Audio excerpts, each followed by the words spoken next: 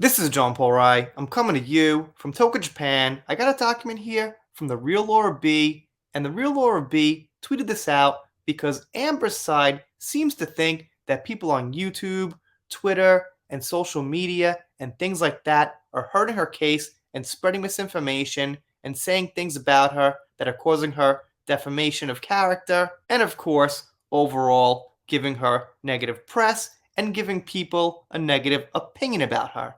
Now we know this is false because of the end of this document basically wraps it all up nicely, and we'll get to that.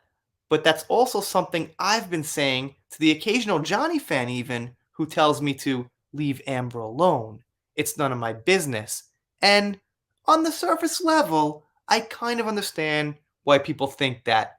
Who am I? Just some dude with my opinion about Amber Heard and Johnny Depp, or who are you? Just some, you know, person online, on Twitter, on YouTube with your opinion, quote unquote. Now, the important thing to remember is that, as we will see here, Johnny Depp and Amber Heard are two public figures. That means their information was put out in public. By Amber, by the way, not at Johnny's fault. However, it is out there in public, and they're public figures. We're discussing the news on them third person. I'm not actually butting into Amber Heard's business. Now, the argument is that some things on Twitter, on YouTube, are causing it to become business about her. But if you think about it, it's simply not true because of the third party aspect. And I like to say quite often that's just my opinion, which I think makes a huge difference because you're not stating your opinion as a fact if you say that.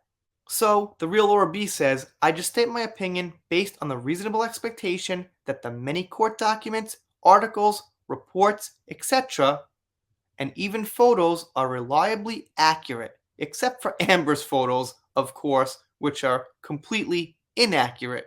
So, here's the document. It is unclear to Twitter whether defendant's new evidence establishes a prima facie cause of action. Several of the quoted statements appear to be neutral statements or opinion. They include language such as I'm so proud of, Depp fans, or refer to defendant, a movie star, as a nobody. Defendant's supplemental, informal, discovery conference status report at 1-2.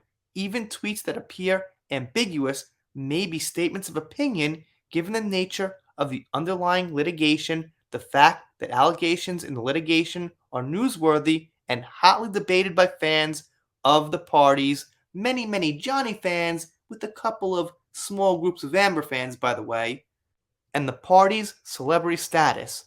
More, almost all of the identified statements are retweets, and the act of retweeting could be expressing an opinion about the retweeted statements.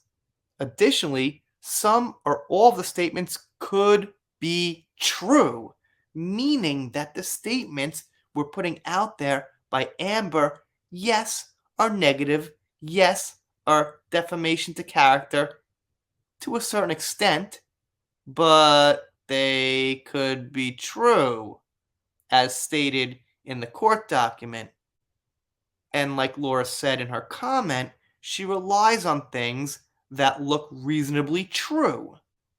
Accordingly, Twitter is concerned that defendant's evidence is anonymous speech that is protected opinion about two public figures. So they say deliberately two public figures.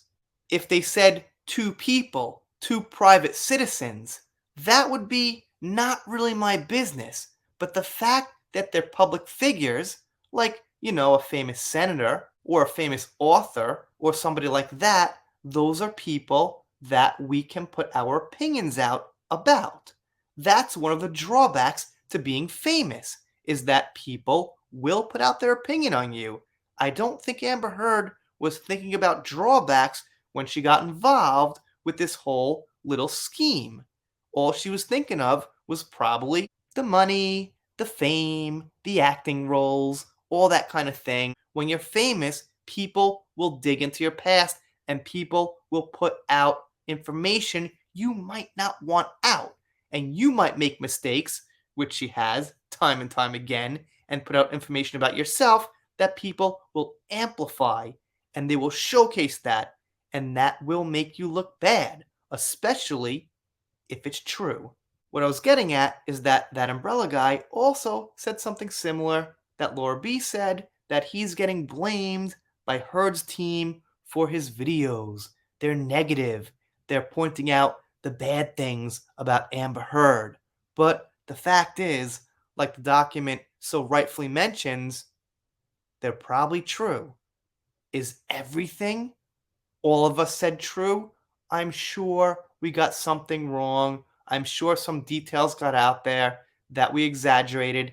It happens. Out of everything that's out there, I've got 1,000 videos. I'm sure that Umbrella Guy has about as many as I do. Laura B's got thousands of tweets. I'm sure at some point something got mixed up, something got wrong, some timeline was off, whatever. But I'm thinking the majority of it, the 90% ish of it, is accurate or reliably accurate. But like I said, that's just my silly little opinion. You guys, let me know what you think down below. Doing shoutouts, special thanks, things like that. Feel free to drop a comment here on Twitter. And if you do, and if it's very negative about Amber, and you just put in those little lines, that's my opinion, well, that's totally fair. There's nothing they can really do about that, it seems. And people will read into the fact that it's not really your opinion, that it's actually the truth. I'm doing Depth vs. Heard, pop culture, celebrity news, stuff like that. Subscribe button's right down there. Please press it and subscribe. And if you don't subscribe, I guess I'll be sad, but I'll get over it, make a new video, something like that. We're done here for now. See you next time.